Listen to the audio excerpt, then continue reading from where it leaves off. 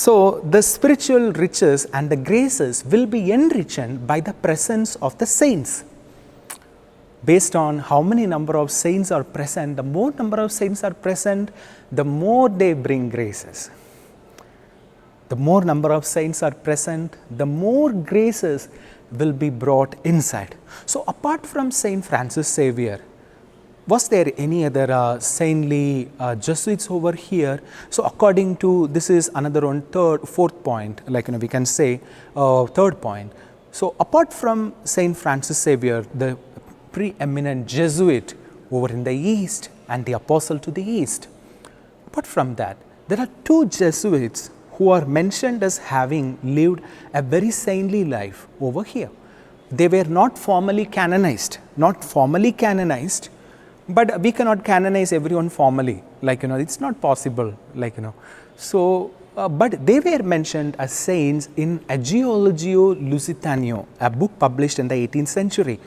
So, whomever who was not formally canonized, who lived very saintly lives and holy lives in the Lusitanian empires, whatever they are in the Lusitanian sphere, their names were collected and their short history of their life was also presented. So, one of them is none other than the relative of Saint Francis Xavier, who is Jerome Xavier, and was a great missionary. He was a missionary in the Mughal court, and he lived in College of Saint Roch, which is now extinct, which was like a little further away near to Santa Monica behind Saint Augustine's. So there the college was existing, the college of the Jesuits, it got extinct. So he lived over there. And another one Jesuit is known as Antonio de Andrade. So he was also a Jesuit father, and he was martyred. They say he died because of some conspiracy or something, because people didn't like his way of moral approach. So he was also listed in those lists of saints who were not formally canonized but nevertheless lived a life of witnesses. So apart from this, any other canonized saints as such who are associated with this basilica apart from Saint Francis Xavier?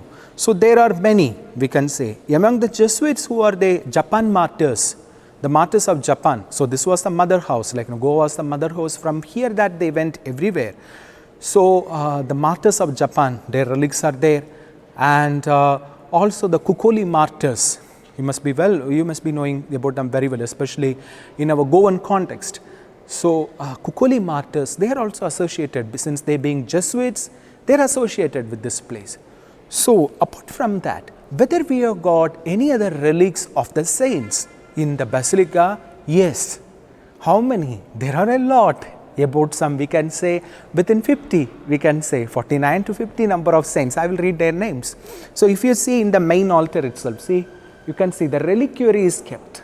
The reliquary is kept, and the central one just behind me is the reliquary of Saint Paulina, one of the ancient martyrs of Rome. Her whole body relics are present in the basilica. There here only a small portion of the relic is there, but according to the documents, historical documents, her full body relics were kept here. So what are the other saints whose relics were kept over here? Saint Victor, Saint Clement, Saint Cyriac, and Saint Generos, Saint Gervasio, Saint Felice, Saint Victoriano, Saint Faustino, Saint Modesto, Saint Christina Virgin Martyr, Saint Victorio, Saint Gyriaco, Saint Antonio, Saint Maximo, Saint Felice, and Saint Honorato,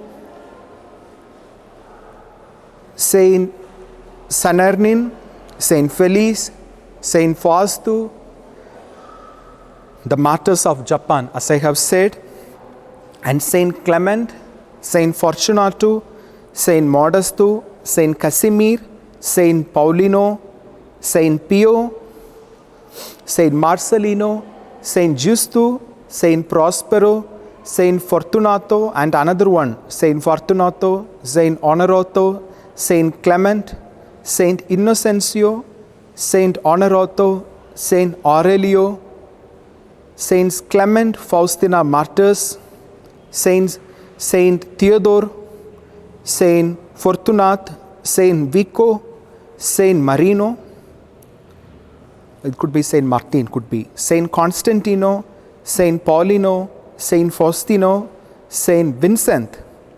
Along with that, there were the head of two virgins among the 11,000 virgins. If you see in the tradition, there was Saint Ursula and her 11,000 companions. It's a very popular devotion, Saint Ursula's. If you see, when you enter the basilica, there is an altar of Saint Anthony. You can see there in the side, like in that, like you can see a depiction of some holy virgins. So they are depiction of 11,000 virgins. So Saint Ursula, according to the tradition, was martyred because of her fidelity to Christ. So along with her, a persecution ensued in which many other virgins were also martyred. So that tradition is no longer considered into the liturgical commemoration is not just there, but once upon a pre-Vatican times, pre-liturgical reformal times, it was there. So these 11,000 virgins and their relics were also present in the basilica. And according to a historical account, once when the Jesuits were having a voyage through the sea, there was a storm, and they had the relics of the 11,000 virgins with them. The Jesuits had that, and with that, and they had prayed to the 11,000 virgins for their safe delivery, and they were definitely relieved from that stress, from that storm, and the Jesuits thanked that intercession, and the Jesuits had a special devotion to these 11,000 virgins. So you can see, my dear brothers and sisters, what a great spiritual richness that this Basilica of Bom Jesus is providing.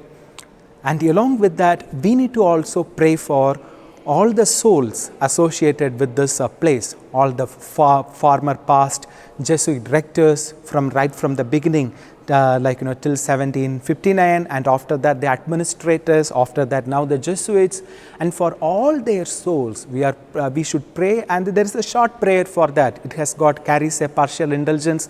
Eternal rest grant unto their souls, O Lord, and let perpetual light shine upon them. May their souls rest in peace. Amen. So this is a very short prayer which you can use to pray for all the souls associated with the basilica for the consolation of their souls. So my dear brothers and sisters, in short, what I could say is that how Jesus with his great love has blessed the city of Old Goa, and also especially this Basilica of Bom Jesus, by presenting us the great gift which is Saint Francis Xavier, along with many other saints, uncanonized saints. I have said uncanonized, but they were considered saints. Then canonized saints and their relics and their indulgences and then graces. And along with that, I also want to mention Saint Francis Borgia. Saint Francis Borgia, he was a general of the Jesuits. So he is a very great saint. Saint Francis Borgia was. There is a chapel dedicated to him there, where the Blessed Sacrament altar, now it is there. On the top you can see Saint Francis Borgia statue. So why Saint Francis Borgia statue is kept over there? You know, if you turn back to the pages of history, in the year 1755, there was Lisbon earthquake. There was earthquake. Many of the buildings, government as well as ecclesiastical, they were destroyed during that time. So in that condition, during that condition, many people were saved because of the intercession of Saint Francis Borgia. So the feast of Saint Francis Borgia, through the historical documents, we are able to ascertain that it was celebrated with great solemnity and pomp. It was a state fest of the Estado de India, that when Portuguese were ruling over here, when Old Goa was the capital, during that time Saint Francis Borgia's feast was celebrated with great pomp. So what I can say is that all the giants of the Jesuit spirituality, they have their presence in this place, and the faithful who can visit their pilgrimages here have the graces to receive the indulgences as well as the graces equivalent to that of the 7 altars of the St. Peter's Basilica in Rome. And may God bless you all. Thank you very much. Please make use of all the spiritual riches which is offered by Christ our Lord for all His people through this basilica. May God bless you all. Amen.